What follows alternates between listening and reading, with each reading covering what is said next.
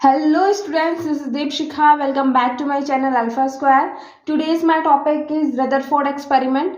Rutherford किस पे experiment कर रहे थे? वो एटम के जो मॉडल है, मॉडल ऑफ एटम, वो आपने देखा होगा लास्ट टाइम मैंने बताया था। थॉमसन जो मॉडल था वो प्लम पुडिंग या वाटरमेलन का जो उन्होंने अपना कॉन्सेप्ट दिया था कि कुछ इस तरह इलेक्ट्रॉन एटम में होंगे, क्योंकि अभी तक एटम नहीं देखा गया था। जैसे तरबूज है, तरबूज में बीज होते हैं और रेड कलर मतलब बीज रेड में बीज धसे हुए होते हैं। ऐसे ही एटम में पॉजिटिव चारों तरफ फैला हुआ होता है और उसमें इलेक्ट्रॉन इस तरह बीज की तरह धसे हुए होते हैं। ठीक है, अब आए रदरफोर्ड ने जो एक्सपेरिमेंट किया उससे कुछ और एनालाइज किया, वो मैं आपको बताती हूँ। उन्होंने क्या लिया, उन्होंने अल्फा स्कैटरिंग की। किस पे की? उन्होंने गोल्ड फॉइल पे एक्सपेरिमेंट किया। उस पे गोल्ड फॉइल ली, मतलब सोने की बहुत पतली परत ली और उस पे अल्फा की बम्बारिंग की, अल्फा स्कैटरिंग किया। और अल्फा कहाँ से लिया? अल्फा रेडियम में से निकलता है, क्योंकि हमें पता है रेडियम एक रेडियो एक्टिव सब्सटेंस होता है। तो उन्होंने अल्फा, ये नहीं पता था। देखिए, ये एक्सपेरिमेंट हुआ था 1911 में। 1911 में केवल इलेक्ट्रॉन का पता था, ना प्रोटॉन का पता था और ना ही जो न्यूट्रॉन है उसका पता था। लेकिन एक्सपेरिमेंट्स चल रहे थे। मैंने लास्ट भी बताया था, डिस्चार्ज ट्यूब पे एक्सपेरिमेंट्स चलते ही जा रहे थे। ठीक है, डिस्चार्ज ट्यूब का कॉन्सेप्ट कहाँ से आया था? वो एनोड और कैथोड, जो कि फैराडे सर लेके आए थे। ठीक है, वो तो सर विलियम क्रूक्स वर्क कर रहे थे उस पर, और थॉमसन ने बता दिया कि नहीं, ये जो फंडामेंटल पार्टिकल है ये इलेक्ट्रॉन होगा। प्रोटॉन का भी वही सेम प्रोसेस चल रहा था, लेकिन अभी तक मतलब ये नहीं बोल सकते थे कि उसको नाम दे दिया गया है या हमें वो एकदम पता चल गया था। तो अल्फा जो पार्टिकल था वो उसमें केवल वो हीलियम का न्यूक्लियस था, उसमें नेगेटिव चार्ज नहीं था, उसमें इलेक्ट्रॉन नहीं था।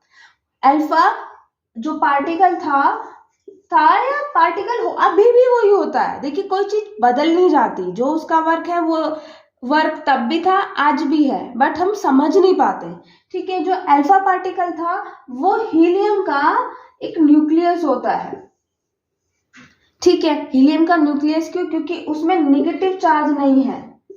नेगेटिव चार्ज से मतलब उसमें इलेक्ट्रॉन नहीं होते, उसमें केवल प्रोटॉन एंड न्यूट्रॉन, मतलब कुछ हैवी होता है, न्यूक्लियस होता है। ठीक है, तो उन्होंने कौन सा एक्सपेरिमेंट कर रहे थे? वो अल्फा स्कैटरिंग एक्सपेरिमेंट था।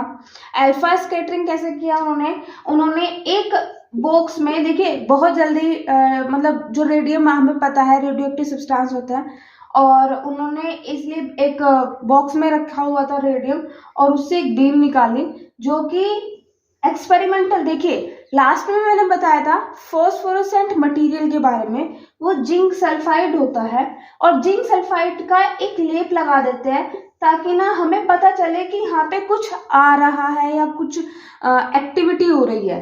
तो जिंक सल्फाइड का यहाँ पे एक मटेरियल का लेप लगाया उन्होंने चारों तरफ, यहाँ से एक बीम डाल दी अंदर रेडियम में से अल्फा स्कैटरिंग की, और बीच में एक फॉइल ली। वो फॉइल थी गोल्ड फॉइल, सोने की पतली सी परत थी। तो पता चला कि बहुत सारे पोर्शन, मतलब काफी सारी जो थी ना, 90% तो उसमें से निकल पा रही थी, लेकिन कुछ थी कि मतलब उसमें से डिफ्लेक्ट हो रही थी, तो कुछ एंगल पे डिफ्लेक्ट हो रही थी और कुछ वापस ही जा रहे थे। तो उन्होंने बोला कि ऐसा तो नहीं है कि अगर ऐसा होता जैसे थॉमसन सर बता रहे हैं तो मतलब मेरा जो ये पार्टिकल जा ही नहीं सकता था, टकराता वापस आ जाता, लेकिन फॉस्फोरेसेंट में फ्लोरोसेंट दिखा रहा है ये मटेरियल में। तो उन्होंने बोला कि काफी पोर्शन जो है वो खाली है। तो उन्होंने, तो होलो बहुत सारा है वहां पे पार्टिकल, होलो स्पेस है। ठीक है, किस में? एटम में। उन्होंने बोला सेकंड कि इससे एनालाइज करके ही बता रहे थे कि बीच में मिड में कुछ ऐसा है हैवी, मिड में कुछ ऐसा हैवी है जो अल्फा जो पार्टिकल है उसको क्रॉस नहीं करने दे रहा है। तो मिड मतलब पॉजिटिव हो या कैसे भी, मिड हैवी है।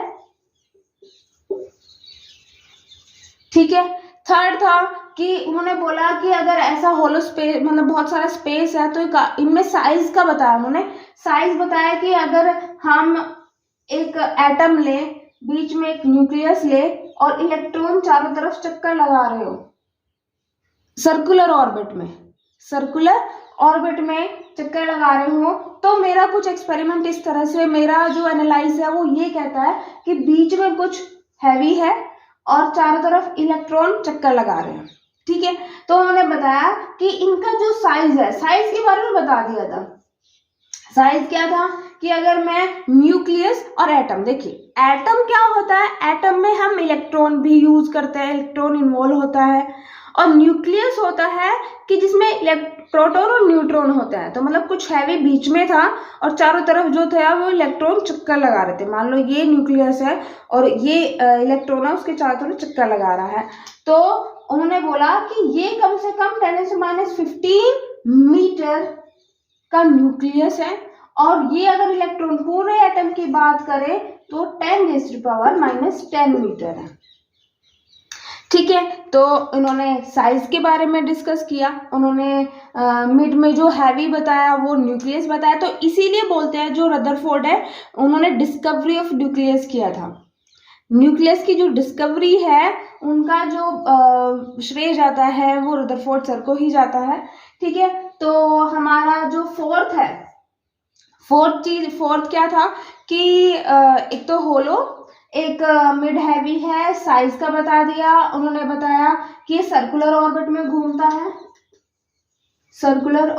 घूमता है, जो कि फेल कर गया था। इन्होंने बताया सर्कुलर ऑर्बिट में, तो मैक्सवेल सर आए, मैक्सवेल सर ने बोला अगर ऐसा है, इलेक्ट्रोनेगेटिव है, ये बीच में कुछ आप बता रहे हैं कि हैवी है, तो ये पॉजिटिव है जो बांध के रखे हुए उसको, और तो ये तो ऐसे घूमते घूमते वो वापस से न्यूक्लियस में चला जाएगा तो कोलैप्स कर जाएगा, तो आप कैसे बता सकते हैं कि स्टेबल है। तो इनके जो फेलियर थे दो, एक तो स्टेबिलिटी सबसे बड़ा फेलियर, और एक था कि ये लाइन स्पेक्ट्रम को नहीं बता पाए थे। लाइन स्पेक्ट्रम जो हमें देखने को मिलता भी है कभी कभी, ये उसको डिफाइन नहीं कर पाए थे और स्टेबिलिटी को डिफाइन नहीं कर पाए। Bye bye.